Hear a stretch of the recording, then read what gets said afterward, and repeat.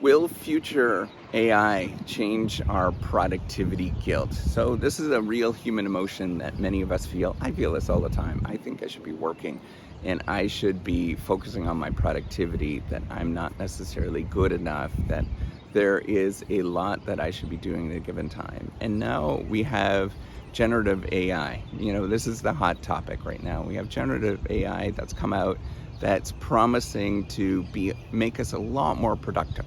And so because of the fact that it's going to make us more productive, is going to get rid of our productivity guilt that we feel. So I don't think it's actually going to be the case. We are still going to feel the same guilt, but what's going to happen is that we're going to shift our activities towards different things as the sort of more mundane, the more boring tasks get done, performed by artificial intelligence. And you have to remember, this has been occurring for many, many years. All of this is just compounding effects, or escalating effects that have happened for many, many years, for centuries, where productivity has been increasing in certain areas because we have machines. Machines are doing things for us going back many, many years, right, that we didn't necessarily have in the past. And every time that we have one of these things, so every time that we get a dishwasher, for example, when a dishwasher is invented, every time that we had a vacuum, for example, or we had, the computer when it was invented, every time that we had those things, the belief was, we're never going to feel unproductive again. This is going to be so amazing for productivity, and it's going to be glorious. But what ends up happening is that we don't necessarily change as human beings, but the things that we actually do change.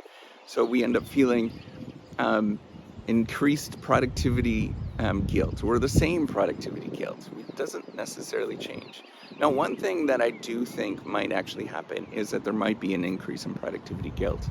And the reason is that there's going to be more competitive pressures for lucrative, interesting jobs, because some of the more boring jobs that nobody wants to do are going to be absorbed by machines. And so that means that there's going to be people shifting in their roles in society. Right? So I don't think what's going to happen is going to be this huge mess, everybody sitting around doing nothing kind of thing. It's going to be very gradual.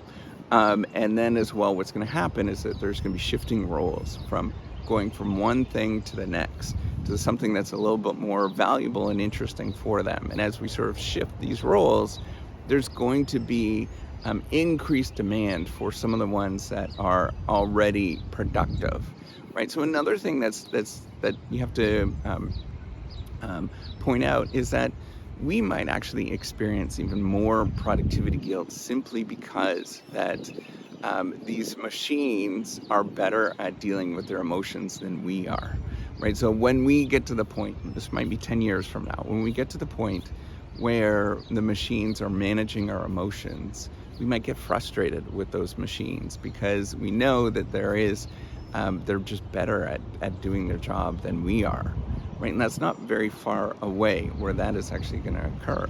So if that's the case, if they're better at doing their jobs than we are, the future of artificial intelligence is going to make us more anxious and feel normlessness, right? So there's this old sociologist, Durkheim, I believe, sort of coined the term of normlessness, or anomie, I think it's a French word.